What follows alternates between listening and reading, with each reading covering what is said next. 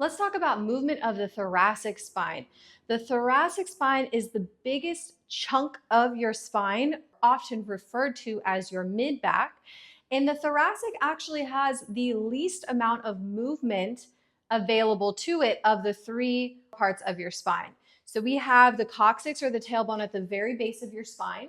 And then we have the sacrum, which is just up from that. And then we have 5 lumbar vertebrae. Your thoracic spine starts right at the top of those lumbar, and it starts right around your waistband. So right around your waistband height is where that thoracic vertebra start. And then it goes all the way up to your base of the neck. There are 12 vertebrae in your thoracic spine. So like I said, this chunk is the biggest part. And then we have our 7 cervical vertebrae on top of that, which make up the neck. So tailbone or coccyx, sacrum, lumbar, thoracic starts right around your waistband, goes all the way up to the base of the neck, and then we have the cervical spine from here.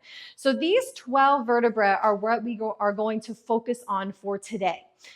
The thoracic spine is super important for almost every upper body movement and even for a lot of lower body movements. If we lack movement or even awareness of the thoracic spine, then it can affect almost every lift that we do in the gym. I'm going to walk through our controlled articular rotations or CARs for the thoracic vertebrae so we can assess and really learn about what the thoracic spine can do. So we're going to go through all of the articulations of the thoracic spine, right? Which are, and we're going to isolate that spine from the rest of the spine. And we're going to go through flexion of the thoracic spine. We're going to go through extension of the thoracic spine. We're going to go through rotation of the thoracic spine. And finally, we're going to go through lateral flexion of the thoracic spine. So all you really need to worry about for today is isolating the mid-back from the low back or the hips. So think if your hips are staying still, then you're most likely isolating from that mid-back. So let's get started. First, we're going to break down flexion. So you're going to back up against a wall, or if you have a squat rack, that would be great too. Something that you can press your body weight into and bend away from. So I'll show you from the side first. Now we're going to lock the arms and the shoulder blades into place. It's okay for the neck to follow the line of movement of the thoracic as we're going through these. But like I said, we want to isolate the lower back, the lumbar, and the pelvis and the tailbone from these movements. So your feet are going to be slightly away from the wall, about 6 to 8 inches. You want the knees to be straight, or if they are bent, just slightly bent. We're going to cross the arms over and grab onto opposite shoulders if you can. If you can't, you can grab across your waist or rib cage, and that will also help to isolate that thoracic spine from the shoulders and the upper body. So we've got this locked upper body position. We're pressed up against the wall, and you want to make sure the back of your head is pressed up against it as well. Notice that you will probably have some separation in the lumbar spine, the lower back here from the wall. Everyone's got a natural curve in the lower back. That's normal. If not, that's okay too, but just know that it doesn't have to be glued against the wall, the lower back, right? Just like the back of the neck doesn't have to be glued, just the back of the head. So we're going to start by peeling the spine away from the wall. So you're going to pull your chin in towards your chest. That's going to help really round the top of the thoracic spine as we kind of peel one vertebra at a time, or you can take 12 counts because there's 12 vertebrae to get down into that flexion. So I'm continuously pressing my body back into that squat rack as I try to fold forward. Now we're not trying to reach out in front of you. We're almost trying to curl in to itself. Curl that spine into itself. We're going to think about pulling the rib cage down towards those hips as well. And each time you exhale, go a little bit further. So now at this point, your lower back may be on the wall if it wasn't before, but we don't want that lower back to start pulling away. So once you reach the top of that waistband, which is the bottom of the thoracic spine, that's where we stop. It's like you're driving those elbows down towards the floor. And then let's slowly roll up one vertebra at a time from there back to our starting position. All right, let's do that again. So we're going to curl that chin in towards the neck. Exhale, start dropping that rib cage down towards the hips. Start pulling those elbows down towards the hips. We're continuously pushing our body back into that squat rack as we start to round that thoracic spine, getting to around the top of that waistband. And once we're there, we're going to stop. So it's like doing a crunch. You're going to feel your rectus abdominals, the six-pack muscles, working to flex the spine. Then slowly roll back up, one vertebra at a time. Let's do that one more time, going through spinal flexion. So we're really teaching that spine, that thoracic spine, how to isolate from the lumbar or that lower back. Once we get as far as we can, try to drive those elbows down a little bit more. Try to drive that rib cage down a little bit more. We want tension in this position in the abdominals, and then slowly roll back up. All right, so that's your spinal flexion. Now we're going to do that with rotation, or we're going to add rotation to it. So I'm going to show you from this side. So I'm against the wall. We're going to round down into our flexion, and then you're going to keep both hips and lower back attached to the wall as we turn side to side. Okay, so watch the first one if you're unclear, or you can try it with me. We're going to do the same, start exactly the same way, curling the chest in, rounding and rolling one vertebra at a time off of the wall. Once we get to that waistband, we're going to hold. Now, I want you to keep this flexion as we add rotation. So you're going to take the top of your head or the center of your chest and turn it towards 1 o'clock, 2 o'clock, try to get all the way towards 3 o'clock. So that right shoulder is rotating towards the wall, but don't let those hips pull away. Hips are staying planted to the wall. Then we're slowly going to come back center, reestablish that flexion. So pull those elbows down even more. Make sure you've got the back of the waistband on the wall, but make sure you didn't come up at all. So now let's rotate to the other side. We're rotating the head and the center of the chest towards 11, 10, trying to get that left shoulder towards the wall, keeping that flexion so the elbows are still driving down towards the floor. And then we come back center. And then let's roll up from there. Take a deep breath, and let's try that again. So if you were watching that last one, join in this time. We're going to roll down, dropping the rib cage, pulling those elbows towards the floor. Take a deep breath.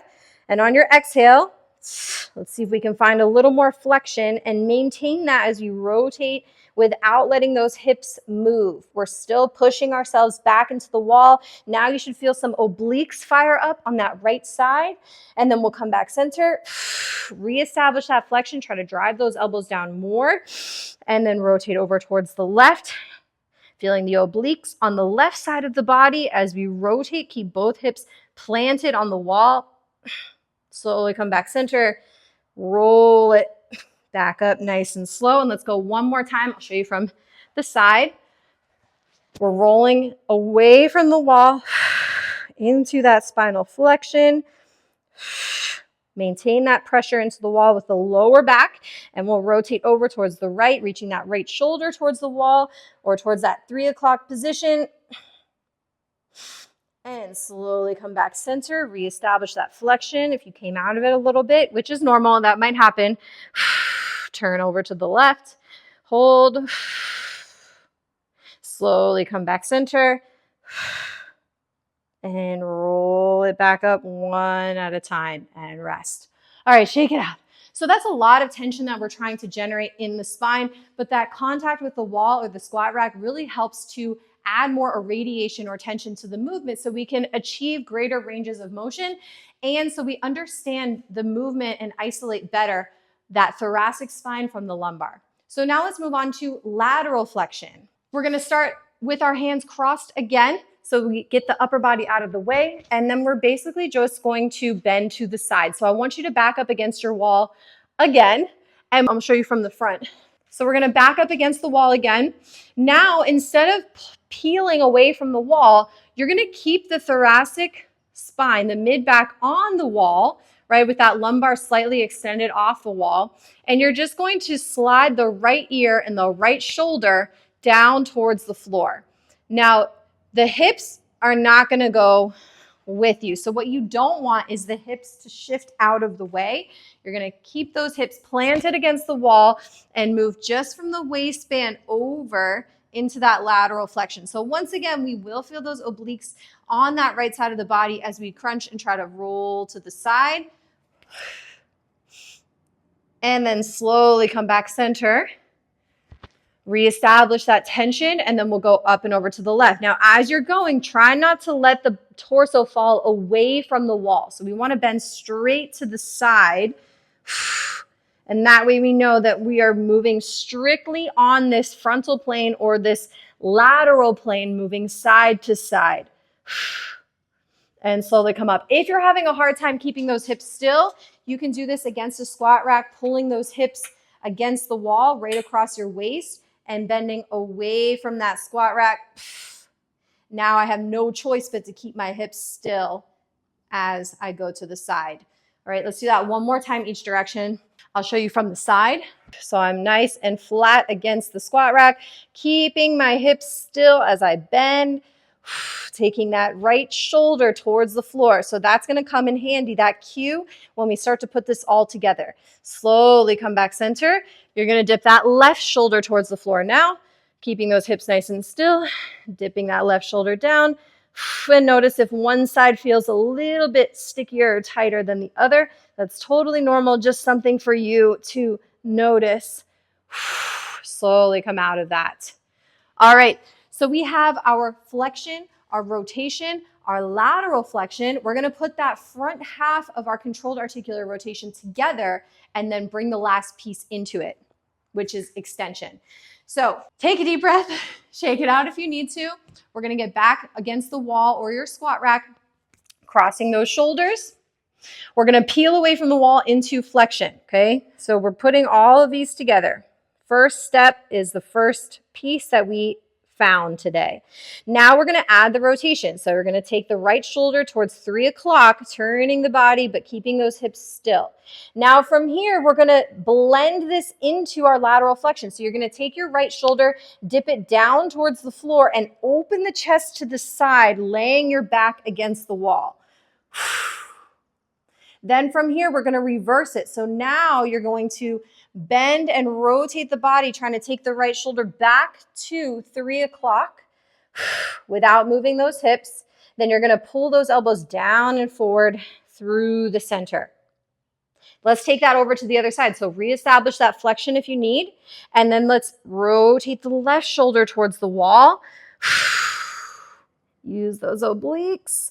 And now keeping those hips still, lay the back on the wall, dip that left shoulder towards the floor, finding that lateral flexion. Once you get there, if you can find a little bit more, go for it.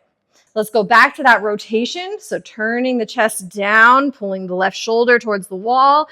Take a deep breath. Exhale, coming back center. Find a little more flexion if you can, and round back up. So you are probably noticing by now that this is a pretty small range of motion. We're working very intricately with those vertebrae, right? So less is always more. If you feel like you're out of control, or if you feel like you don't know where your body is in space, take the movement a little bit smaller so you can really understand all of these different articulations before we start putting it all together with the extension. Let's do that one more time, starting to the left. We will round that spine, peeling away from the wall into your flexion. Keep that flexion as we turn the left shoulder towards 9 o'clock. Then we're going to blend that into lateral flexion. Dip that left shoulder towards the floor, lay your back on the wall, and then reverse it. Find that rotation again, turn the left shoulder to the wall, and then let's come back in front through that flexion. See if we can find a little bit more tension through the center, a little more flexion, and then take it over to the right. Right shoulder comes to the wall, and then let's rotate, dipping the right shoulder towards the floor into that lateral flexion, laying your back against the wall. Keep those hips still, and then reverse it, turning the right shoulder towards the wall, driving those elbows towards the floor, and then coming back through the center and all the way up. Let's add the last piece to the puzzle, which is extension. So you can do this facing the wall or your squat rack, or if you have a stick, you can use that as well. The stick is a little bit more difficult because we need that to stay straight up and down, but I'll show you with that stick. So you're gonna basically place your nose against your squat rack or wall, and you're gonna hold onto that stick or your squat rack right around sternum height. We're driving that stick into the floor. So now we're going to be looking up towards the ceiling to start this motion. This is exactly the opposite from flexion. So we're gonna look up first, allow that neck to extend as well, and then we're gonna start peeling the spine or the chest away from your surface all the way until almost your belly button leaves. Now, the reason we have this block in the front is so that the hips don't drift forward as well, right? So we want to keep that surface nice and stable as we arch away from it. You might feel your abdominals stretching this time or trying to resist extension of the spine, and then we can come back up, right? So we'll try that again. I'll show you from this angle. I'm going to look up towards the ceiling and extend away from that surface all the way as far as you can go without those hips moving forward. Take a deep breath and bring it back center. Let's do that one more time. I'll show you against this squat rack, right? I'm looking up, driving down into that squat rack, trying to make sure my hips don't push into the squat rack. Hold. Now we want to make sure that the tailbone's not sticking out as well. So we want to maintain a slight posterior pelvic tilt as we're arching and come back center. So that's basically it for your extension. We're going to take extension as our transition from one lateral flexion to the other. So I'll show you once and then we can put it all together. So from this lateral flexion, okay, we did our flexion, rotation, I'm in lateral flexion. I'm going to take the top of my head as if someone has a string attached to the top of my head, and it's going to take it around towards 8, 7, 6, and then up to 5, 4, 3 into my lateral flexion on the opposite side. So that extension is really your transition from one lateral flexion to the other. Once we put all of that together, that's our entire thoracic spine CAR, or controlled articular rotation. So we'll do one with those hands crossed, and then I will show you another version with a short stick, and then we'll be all finished. So now we are going to step away from your surface because we need space in all directions. So now you're really going to have to focus on keeping those hips nice and still. Film yourself to see if you are keeping those hips nice and still. You can also do this in different base positions, which makes it harder to keep those hips still, like a low kneeling position, right? But we'll do it standing for today. So wide stance, hands crossed. Here we go. We're going to go into our flexion first. So imagine you're peeling the spine away from the wall, driving the ribs down towards the hips, driving the elbows towards the floor. Once we can't go any further, let's rotate to the left. So you're going to rotate the torso towards 9 o'clock, keeping those hips nice and still. Let's go into lateral flexion. So you're going to dip the left shoulder towards the floor. Imagine you're laying your back against the wall. Now we're going to go into that transition. So as if someone's taking a string from the top of your head and reaching towards 8, 7, 6, slowly over towards 5. Keep those hips still. Try not to push those hips forward. Imagine you've got your squat rack in front of you. 3. Once we're at 3 o'clock, we're going to turn back to rotation. Turn the chest, keeping those hips still, and back to flexion in the middle. Come on up. And let's reverse it. Okay, I'll show you straight. Actually, I'll show you from this side this time. So let's go into flexion. We're rounding the spine, peeling away from the wall. Hold. Now let's go over to the right, turning the body towards 3 o'clock. Once we can't go any further, let's dip that right shoulder towards the floor and lay the back against the wall, keeping those hips nice and still. Then as if someone's taking your head by a string out towards 4, 5, 6, 7, 8, 9. Then we'll go back to our rotation. into flexion, and round it back up. All right, let's do that one more time. I'll show you one more with an extra tool to help keep those shoulders nice and still. With the rotation, there's a tendency to drift the shoulders away from the spine. This is going to help keep those shoulders nice and aligned. So I'm just going to put a stick right on top of my shoulders like I'm holding a barbell in the front rack position with my hands crossed. So now I'm driving the stick down into my shoulders, which is going to help keep that tension in the shoulders and in the torso. But if I move one shoulder off, then it's going to move the stick away from me. So I want to try to keep my hands pressing into the shoulders to move as one cohesive unit. So we'll go one more each way. I'm going to go into flexion. Then I'm going to turn my body to that 3 o'clock position. And we'll go into lateral flexion, dipping the right side of the stick or the right shoulder towards the floor, laying against the wall. And then we go up and back with the top of that head, extending that spine, keeping those hips still, moving slow through this transition to the lateral flexion on the left side, dipping the left shoulder. And then we turn the body towards that 9 o'clock position, back in front into flexion. And then we can go straight away to the left. Turning the body, laterally flexing, dipping the shoulder. We'll go out and around through that extension, keeping those hips still, dipping the right shoulder, turning the body into that rotation, and coming back center, finding that flexion, and rounding up. All right, there you have it. That's your thoracic spine car. I hope you learned something today about thoracic movement and isolating the mid-back from the lower back or the lumbar spine. If you have questions about this, drop them in the comments below. If you found this helpful, please share, like, and subscribe, and I'll see you next time.